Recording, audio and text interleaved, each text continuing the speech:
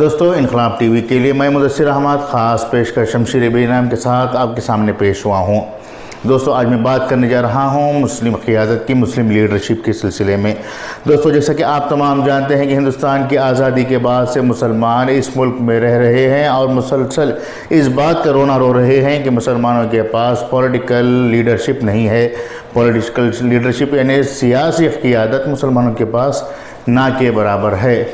یقیناً ان کا یہ رونا جائز ہے اور یہ رو بھی رہے ہیں، لیکن اس رونے کو کیا کرنا چاہیے، اسے کس طرح سے ختم کرنا چاہیے، اس پر بہت کم غور کیا جا رہا ہے، جس کی وجہ سے ان کا رونا مستقل ہوتا جا رہا ہے۔ دوستو بتا دیں کہ ہمارے یہاں آج کل جس طرح کی قیادت، جس طرح کی لیڈرشپ پیدا ہو رہی ہے، وہ لیڈرشپ نہیں بلکہ دلالشپ کہہ سکتے ہیں، بروکرشپ کہہ سکتے ہیں۔ ہمارے یہاں لیڈروں کے نام پر دلال پیدا ہو رہے ہیں جو سیدھے مسلم قوم اور پولیس کے درمیان رابطہ کرتے ہوئے دلالوں کی طرح کام کر رہے ہیں، اور ہم لوگ یہ سمجھ رہے ہیں کہ یہی ہمارے ملی قائد ہیں۔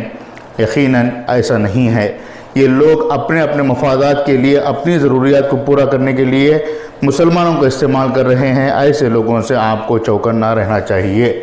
جو لوگ پولیس اسٹیشن میں جا کر کسی کو رہا کروائے، کسی کو بچائے، وہ لیڈر نہیں ہو سکتا، بلکہ ایسا شخص جو مسلمانوں کو پولیس اسٹیشن جانے سے پہلے ہی پولیس کے قدم روکے، وہی ہمارا لیڈر ہو سکتا ہے۔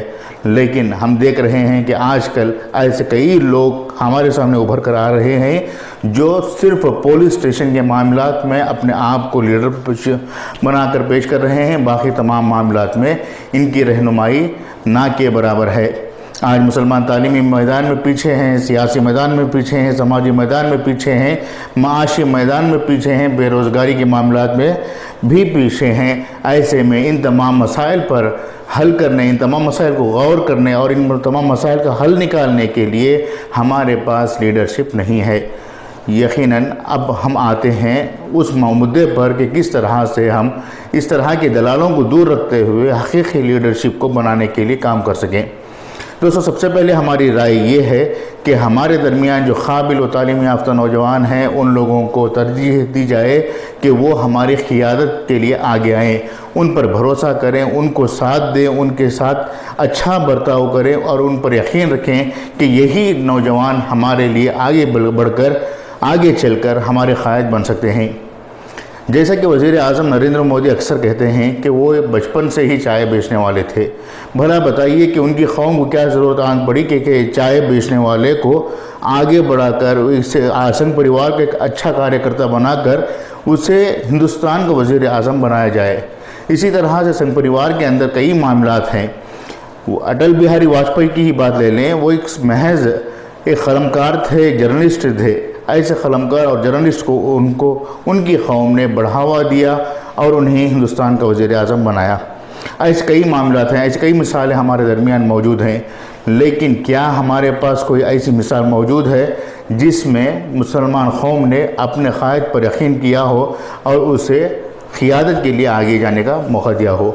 دوستو مجلس اتحاد المسلمین کے سربراہ اسد الدین اویسی کی بات کریں، جب بھی الیکشن کا وقت آتا ہے تو سب سے پہلے مسلمانوں کی انگلیاں ان پر اٹھتی ہیں اور کہتے ہیں کہ اسد الدین اویسی کو بی جے پی نے پیسے دے کر مسلم علاقوں میں ووٹ کاٹنے کے لیے بھیجا ہے۔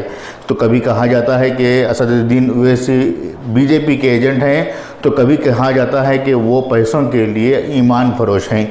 لیکن غور کیجئے کہ کس طرح سے وہ پارلیمنٹ میں مسلمانوں کے لیے آواز اٹھاتے رہے ہیں اور کس طرح سے وہ مسلمانوں کی قیادت کرنے کی کوشش کرتے رہے ہیں۔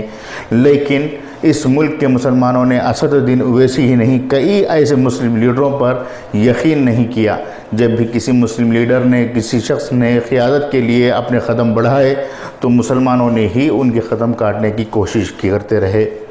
اس کے علاوہ سیاسی قیادت کے علاوہ تعلیمی قیادت کی بات کی جائے، سماجی قیادت کی بات کی جائے، ان معاملات میں بھی مسلمانوں نے اپنوں کے ہی پیر کھینچے ہیں۔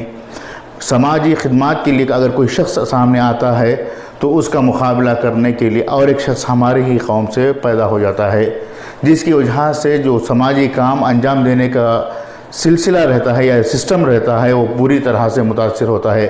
ہونا تو یہ چاہیے تھا کہ ہم مسلمانوں کے درمیان جو لوگ کام کرنا چاہتے ہیں وہ مقابلہ کرنے کے لیے دوسروں کا انتخاب کرے، دوسری قوم کے ساتھ اپنا موازنہ کریں اور اپنے آپ کو دوسری قوموں کے سامنے پیش کریں اور ان کے ساتھ کمپٹیشن کریں، لیکن ایسا نہیں ہو رہا ہے۔ سماجی معاملات میں بھی مسلمان اپنوں کو ہی ختم کرنے کی کوشش کر رہے ہیں۔ اسی طرح سے تعلیمی میدان کی بات کی جائے تو ہم دیکھتے ہیں کہ مسلمانوں کے پاس بہت کم تعلیمی ادارے ہیں جو مسلمان نسلوں کو تعلیم سے آراستہ کریں۔ اگر کوئی شخص کہیں تعلیمی ادارہ قائم کرتا ہے تو اس کے مقابلے میں اور ایک تعلیمی ادارہ قائم ہو جاتا ہے۔ لوگ یہ نہیں سوچتے کہ جو تعلیمی ادارہ فی الوقت کام کر رہا ہے اسے کام کرنے کا موقع دیا جائے، اور اگر ہم ہی تعلیمی ادارے کو قائم کرنا ہے تو متبادل یا دوسرے اعلیٰ تعلیمی اداروں کو قیام کرنے کے لیے آگے آنا چاہیے۔ ہندوستان بھر میں شاید ہی کوئی ایسا کالج ہو جہاں پر مسلم طلباء کے لیے لاء کالج قائم کیا گیا ہو، یا پھر میڈیکل کالج ایسے قابل ستائش بھی نہیں ہے جہاں پر مسلم نسلوں کو میڈیکل کالج کی تعلیم سے وہ آراستہ کرتے ہوئے انہیں فارغ کر سکے۔ بہت کم ایسے تعلیمی ادارے ہیں۔ تو ہمارا کہنا یہ ہے کہ مسلمانوں کو ہر شعبے میں قیادت کے لیے آگے آنا چاہیے۔ قیادت کا مطلب صرف یہ نہیں ہے کہ الیکشن آتے ہی اپنے آپ کو لیڈر بنا کر پیش کریں اور لوگوں کے سامنے، لوگوں کے درمیان جا کر اپنے آپ کو لیڈر کہلائیں۔ اس طرح سے کرنا، اس طرح کا کام کرنے سے مسلمانوں کی فلاح و بہبودی نہیں ہو سکتی، نہ ہی جو قیادت کی کمزوری ہے، جو قیادت کی کمی ہے وہ پوری ہو سکتی ہے۔ آج مسلمانوں کو صرف ایم ایل اے اور ایم ایل سی بننے کی ضرورت نہیں ہے، بلکہ گرام پنچایت سے مسلمانوں کی قیادت ہونی چاہیے۔ گرام پنچایت سے لے کر دہلی تک کی قیادت میں مسلمانوں کا اگر ایک شعبہ تیار ہو رہا ہو تو دوسرے شعبے میں اقتصادی، فائنانشیل، معاشی اور دوسرے زمروں میں بھی قیادت کے لیے اپنے آپ کو تیار کرنے کی ضرورت ہے۔ اگر ایک کام ہوتا ہے تو یقیناً مسلمانوں پر کوئی انگلی نہیں اٹھا سکتا اور مسلمانوں کی قیادت پوری طرح سے کامیاب ہو سکتی ہے، اور مسلمان جو قیادت کا رونا رو رہے ہیں وہ رونا رک جائے گا۔ آج کی اس مختصر سی بات کو ہم اس لیے کہہ رہے ہیں قبل از رمضان، کہ رمضان کے ختم ہونے کے بعد لوگ فارغ ہو جائیں گے، اپنے روزمرہ کی زندگی میں نکل پڑیں گے، تو ایسی صورت میں ابھی سے تیاری کریں، ترتیب دیں اپنے معاملات کو، اپنے ماحول کو ترتیب دے کر رمضان کے فوراً بعد اس طرح کی کوششوں کو عمل میں لائیں۔ میزبان مدثر احمد آپ سے اجازت چاہتا ہے۔ امید کہ آپ کو ہماری یہ بات پسند آئی ہوگی۔ نئی بات کے ساتھ، نئی فکر کے ساتھ آپ کے سامنے دوبارہ پیش ہوں گے، تب تک کے لیے اجازت دیں۔ شکریہ۔